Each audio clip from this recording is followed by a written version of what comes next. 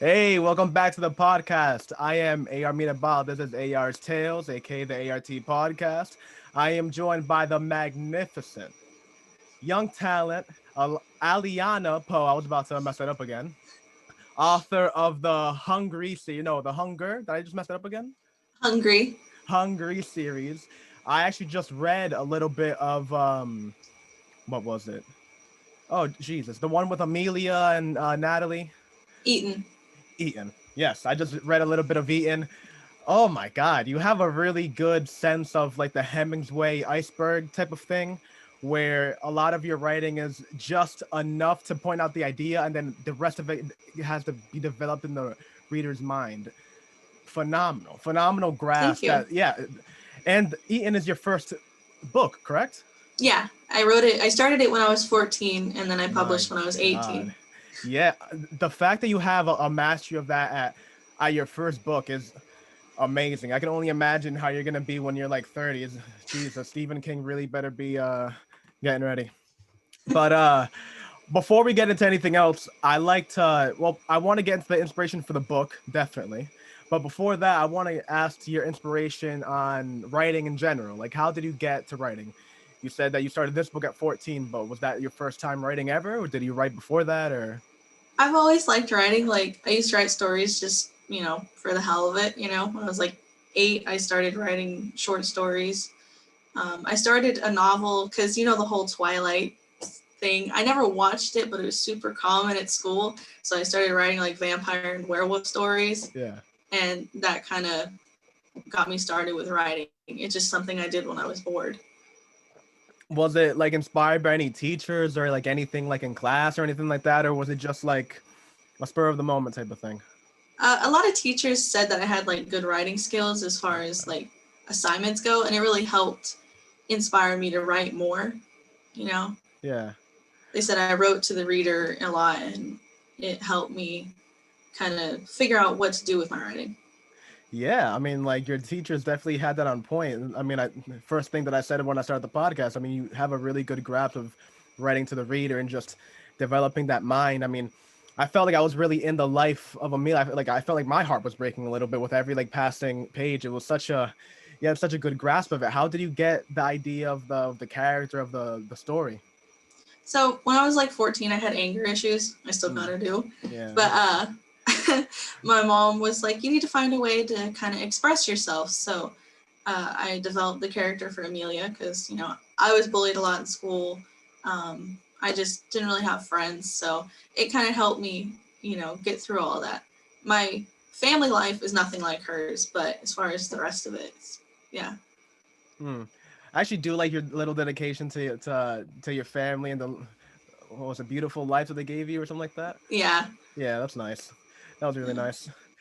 Uh, my God. So, how did you get the inspiration? Because this is a horror series, correct? Oh, and by Yeah. the way, the Hunger series is out now. Amazon, Kindle. You need to hop on this. Was there a website or anything that you had? I didn't see it on your Instagram. Yeah, I have a website. It's just authoralianapoe.com. And where can the people find you? I usually ask in the beginning of the podcast, but I was just so enamored by your writing.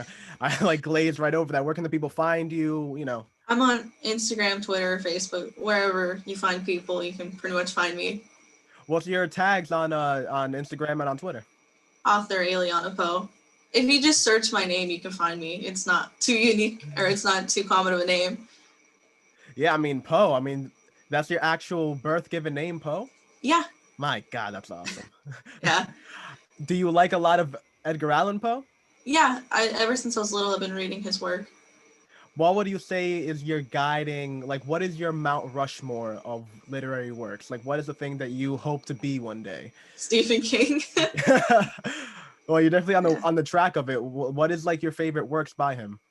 The Stand. I read that one when I was around 13, and it was my favorite book. Like, it still is, but that was like my first experience with adult horror. Mm. I actually haven't read that one. What is that about? That one, it's about, it kind of inspired Eaton because it's about the apocalypse and Mm. the survivors of the apocalypse. Mine is more so, the start of it. Wow.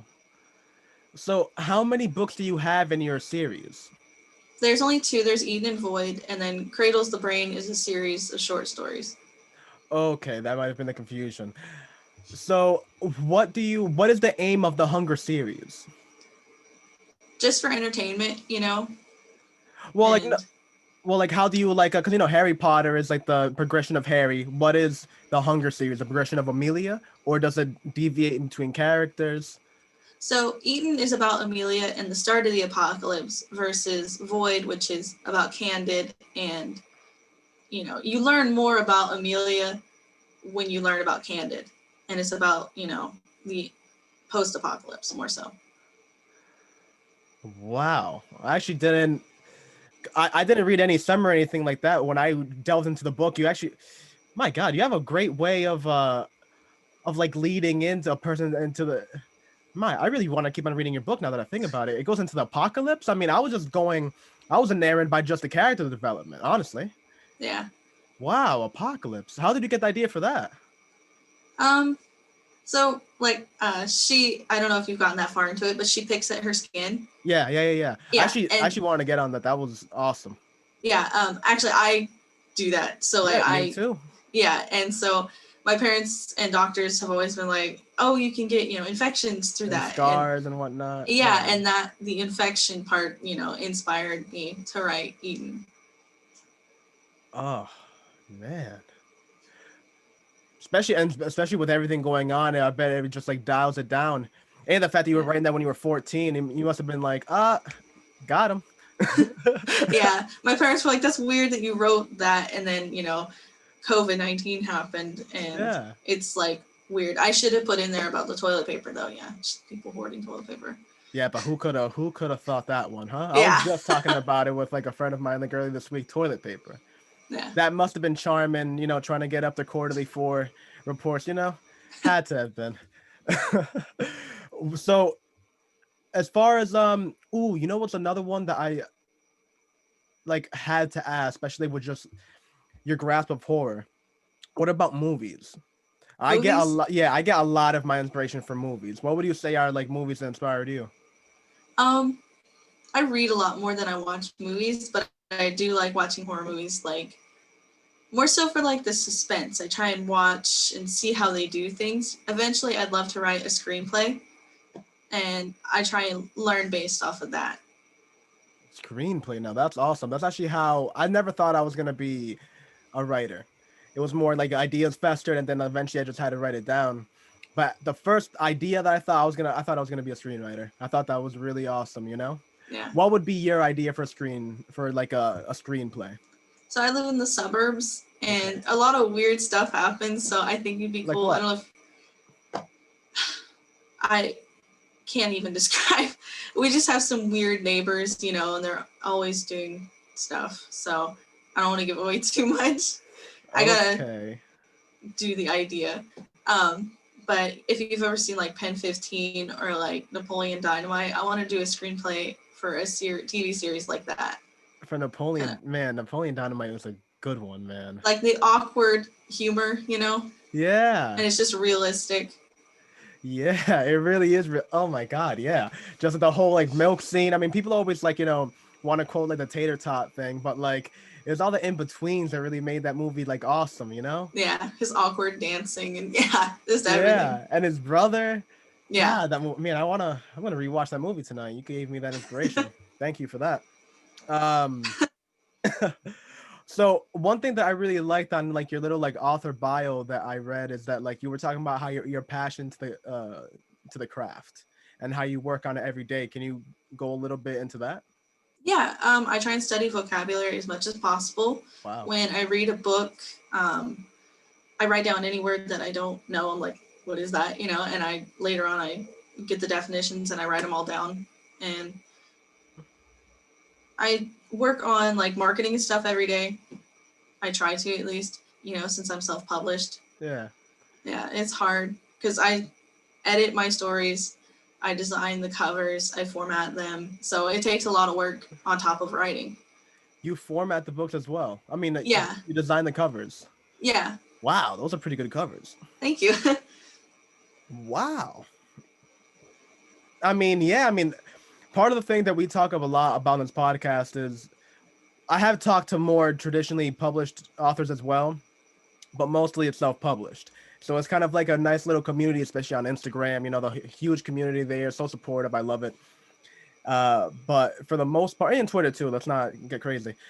But for the most part, it's just a beautiful like amalgam of people kind of all pushing each other together, and especially like with genres that you don't even see, that are you're not even like that crazy like hip to, and you just like learn about all these different books. Another thing that I saw in your bio, that you're writing horror, but you said that you want to eventually keep on writing into all types of genre. You just said you want to get into like awkward comedy. So like, what is your next move after the whole Hunger series? Did I mess it up again? Is it Hungry? Hungry. Man, I'm telling you. So my next book series is actually a sci-fi series. I started it. I've started the first two books. Wow. Been back and forth on those two. So. My God, what is the plot? Without giving it too much away, because people need to hop on, you know? Yeah. So it's about humanizing aliens. We always see them as horrible creatures and such, and I'd like to make it out like they're not so bad, and that maybe we are the most advanced society in the universe. Ooh, that's an idea I played around with. There was one time I was talking around with a friend of mine, and there was a computer simulation that was made. That there's a thing called like regular programming, which is like you tell a computer a set amount of things and it'll do it, but it has the maximum of not being able to do what it can't be told, right?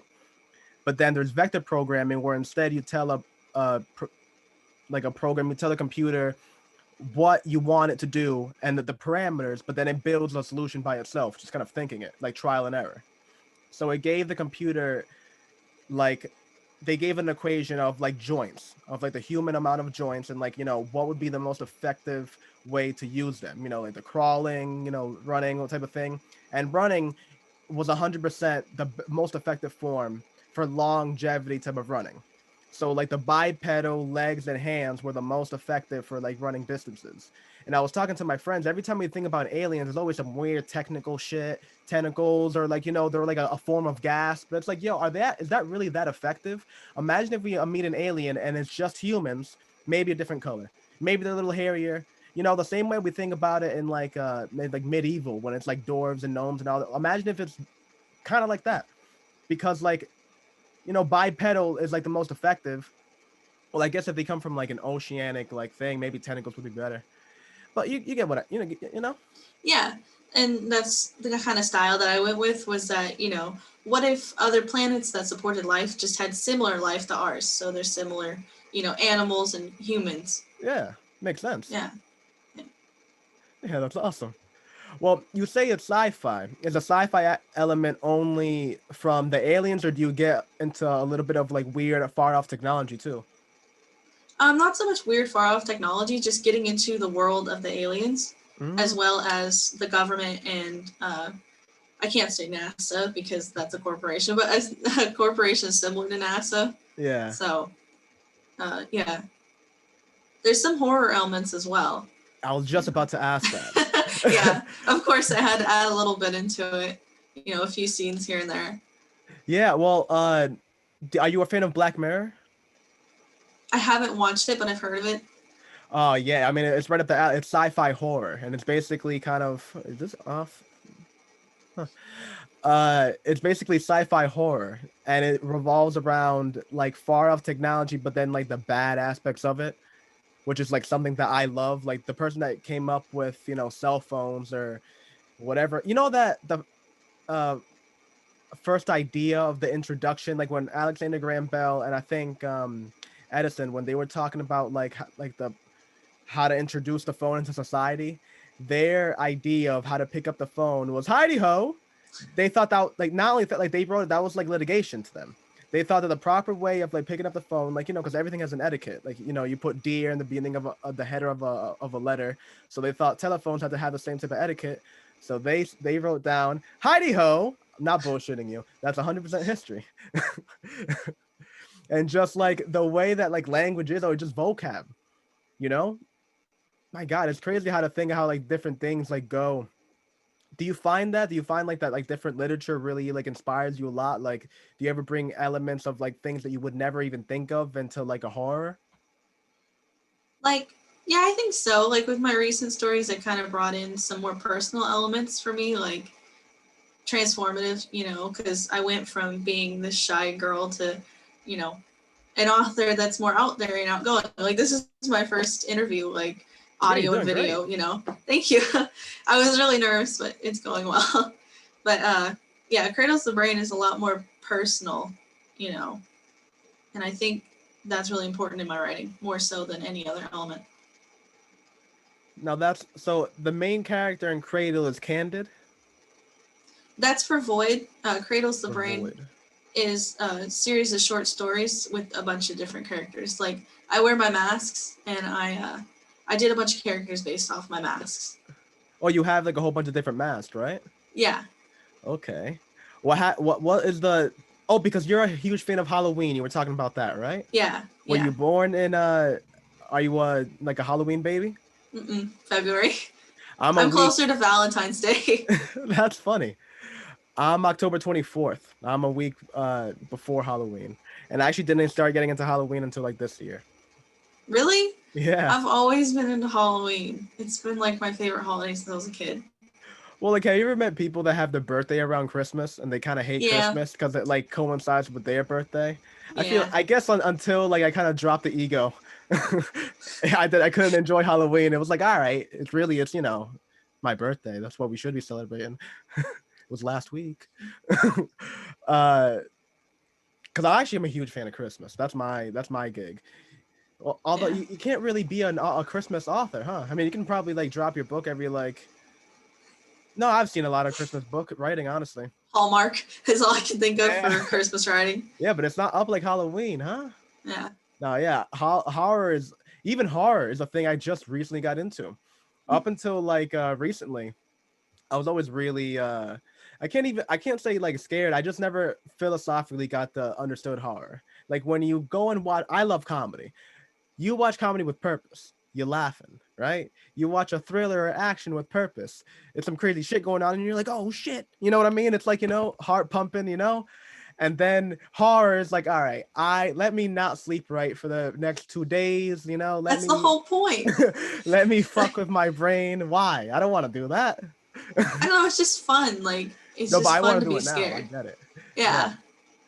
Yeah. There's actually a great quote in Black Mirror, coincidentally, that the character they're kind of talking about what horror is, and the from a game developer's point of view, because he's a horror video game developer, and he's like telling him that from his point of view, horror is basically the feeling of coming close to death but then surviving. It's like feeling your fears but then like coming away from it. That's why like people that can escape into a book or into a movie, because they see like some crazy like thing, but then like 2 hours after, the movie's done and they can go back to the regular lives. Everything's normal again. It's just an escape. Yeah. Yeah, it's just an escape into like some crazy far off like thing. To you, what is horror? That I've had a couple different horror like authors on here, and they all have a different kind of style of what horror is. And especially with writing, you can't write a jump scare well as effectively Yeah. anyway, because I don't know how you read, but even actually I was catching with your reading a lot, which is a hallmark of really good writing, where like as you're reading the top thing, you almost like using your peripherals to see the bottom lines, to see it's like, oh, some crazy shit gonna happen at the bottom, while and because of that, jump scares are almost impossible to really incorporate, because Yeah. like if at the bottom of the page there's a your eyes are gonna jump to the before you even Yeah. read the first word. Yeah. So it's like you're already getting like prepared for like, oh, something's gonna happen. I don't know what it is yet, but something's gonna happen in the next 40-50 words. What I feel like horror has to become then is more of like a concept when it comes like into writing. Like Freddy, why is Freddy scary? Is Freddy scary because he has like knives for fingers and he can like slash you up? I mean, yeah. But the real fear comes from like that he can get you in your dreams, right? Like where you feel like when you are scared in your room and you're looking at the corner and there's something there and you're not sure if it's a monster, your coat rack or your computer or whatever it is. your escape is closing your eyes, right? Be like, okay, I'm safe in my dreams. I'm cool now. Freddy is scary because he can invade your dreams, like where you're safe. He can come and and now you're dead in real life. And even just that too, really good. It's always really good if you can like say like a lie and try to make it fictional. You know what I mean? Like that whole thing of like if you die in your dreams, do you die in real life? I remember that was like a huge thing all growing up because of that movie. It was like, yeah, if you die in your dream, like it became like scientific fact. It's like, what are you talking Yeah. about? You watch Freddy? You're 13. What are you talking about? You're failing science. Why am I listening to you? But of course I listened to him. And had like a whole bunch of like palpitations. So to you, what is horror? As far as my writing, it's building up suspense, and I really love gore. I love being disgustingly accurate with the description, Mm. and you'll see when you get further into Eden. Yeah. It's But, I gnarly. mean, you did well with the acne thing. Yeah, it And gets again, worse. no, yeah, and I want to double back on it because man, you really did such a great way of empathizing it, like the way that she like felt that it was like a need, and then the moment that they were popped, and no, the moment they were red and empty, then like she felt like ashamed and like cuddled back. It was like, oh my god, such great. Oh my god, it was like it was literary candy. It was that is that is to me the best type of writing. I'm telling I tore it through. I tore it through. And the fact because it was just running through my mind the fact that you wrote that. I didn't know you wrote that at 14. That is started at 14. That is beyond words. I was reading just doing the math that you had done it when you were 18. I thought that enough was like significant enough. I'm like 18. She's writing this type of shit. What am I doing? So, what do you think is the future? Because you also do art, right? Because Yeah, you make the covers and whatnot. Do you ever plan on doing like a graphic novel? I'd love to. I'm trying to improve my skills as far as drawing goes. I do a lot more photography right now than I do drawing, but I'm trying to improve on my drawing skills. I have an idea for a graphic novel. It's just I'd like to be able to illustrate it well. Would you mind sharing it with me? When it's done, yeah. But I started an idea for eighth grade. We had to do a science project where we wrote a superhero based off of an element, and I got neon. So I did. Oh my god. I did like someone. Obviously, it was a scientific accident. Had to be. And he was resurrected from the dead due to neon reacting with his body. It's not scientifically accurate, but and he has all these powers as a skeleton. So I have to He's develop a it more glowing obviously. skeleton? Yeah, Oh fuck me. That's good. but I'll have Oh to man. obviously develop the idea better since I was like 13 when I wrote it. My god. No, but that's faded. The one of my fictional planets is called Niamer, and it's called Niamer because when the people that discovered it went out and they saw like the bioluminescent like fauna, they absorb light during the day and then at night they kind of like glow up and it's like natural bioluminescence Yeah, within like the plants and like the foliage.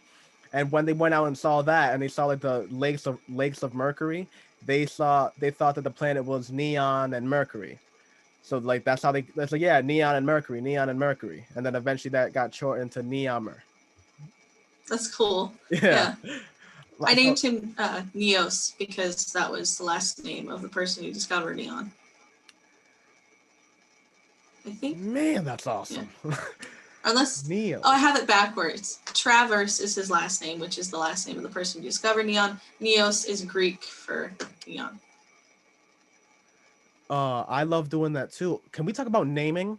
That is no lie. The very first thing I ever talked about in this podcast ever, because I'm so frustrated with naming. I think all my names are trash. Every name I've ever come up with is trash. But I try so hard. That's the worst part. Is that like Yeah. I'm a huge fan of vocabulary too. I studied Latin when I was in high school, and I love like word structure. And I love history too, which is the reason I love like language because it's awesome to like think that Anglo-Saxon was that because they were warring with the Germanic tribes and how like eventually they merged together and that's what English literally is. It's like like the You culmination find of the Romance English word. languages, Yeah. Anglo-Saxon and the Germanic tribes. So it's like Literally the three tribes that were warring eventually merged and made the language that we use most commonly, the lingua franca. It's crazy, isn't it? Yeah. It's weird to like study other languages and then you see like similar words. You're like, this is weird, you know? Yes. Yeah. Yeah. My first language is Spanish. So romance, like the romance languages. When I speak, even when I hear people speaking Portuguese, when I go to Portuguese restaurants, I'm at 40-50% comprehension. And I've never speaking Portuguese in my life. But there's just so many similarities between it. But then they'll hit like a good paragraph where I'm like, yeah, no idea. So it's so crazy to think that like it's so there, but then so not. And if you like to think about like the meta philosophical thing of it, that literally language is simply just like your mouth making noises and like it going into another person's ear, and they're like, yeah, huh, I get what you're saying. Yeah. I And always that's think it. about writing and stuff. Like we just made up this like language and this alphabet, you know, And the and we words, all understand it. yeah. Yeah. There's like a pattern to it and everything. It's just like, how did that come about? How do you feel about making up words? Because I feel like we're on the same wavelength about it. Because I think about words that way, I feel it's pretty like why not? You're the author, why not make up a word? If it's logical enough that like the reader can like make the jump to be like, okay, that must mean this, then why not make up a word? Well, for my sci-fi, I'm making a whole entire language, so Yeah. I'll try not to include it where it's, you know, not understandable, but I'll Mm. include it just enough so that way they get an understanding of what the language sounds like. When do you ever feel like what type of origin do you get your naming from? I tend to go like Latin and Greek. That's usually my go-to. I'll start going into like I mean I'm Spanish, so I'll do if there's something cool in Spanish that I can kind of grab quick, I'll do that.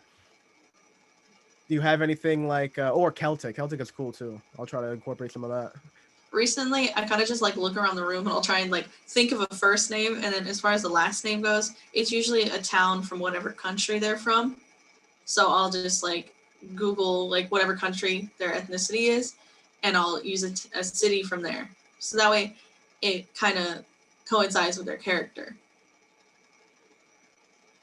Can you make up one right now? So like trying to think for my sci-fi is mostly what I used it for, and I can't remember the characters because I've been working on Cradles of the Brain for so long that yeah, it's been a while. But like for me, it would be like Woodland because I'm from Woodland, Mm. California. So that would be like my last name, where I try to modify it a little bit. Oh, okay. So it would be like Claire Woodland? Yeah, it'd be like yeah, something like Pretty that. cool. But I think Benny Boston.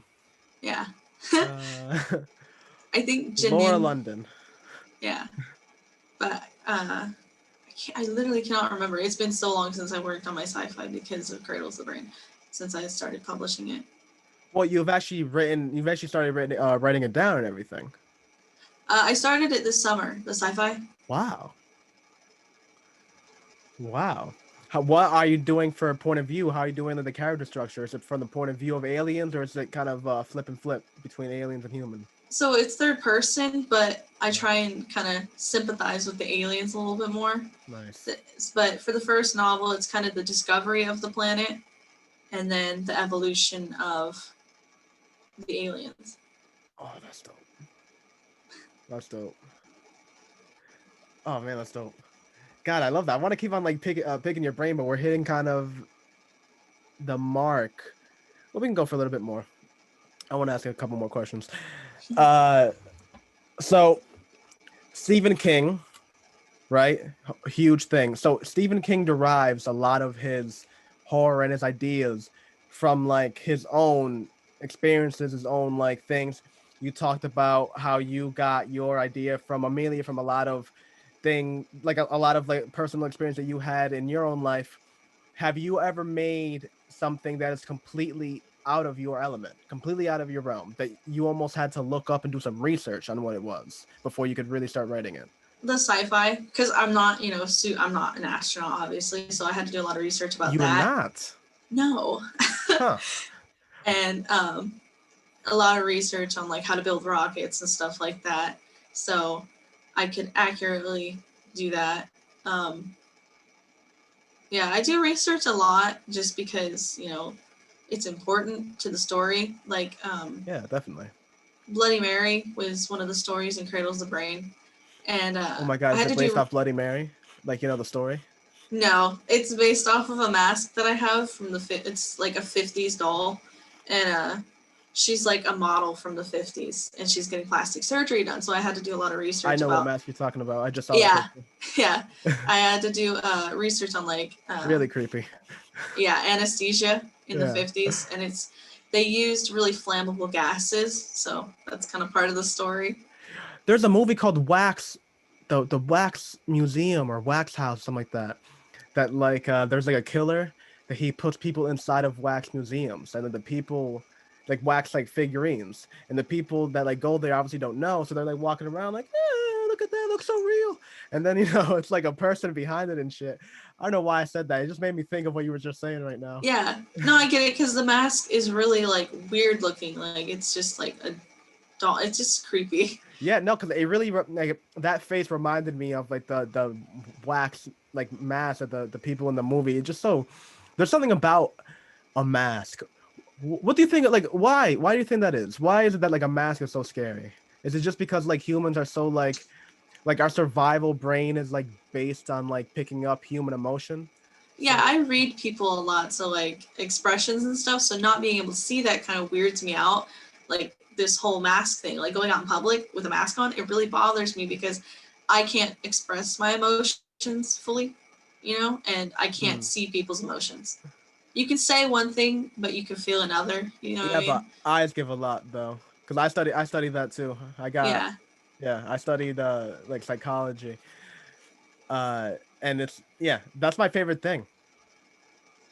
That's why I write. Like studying people is what like allows you to like study your own characters, and that's what allows you to create like new ones more effectively because like Yeah.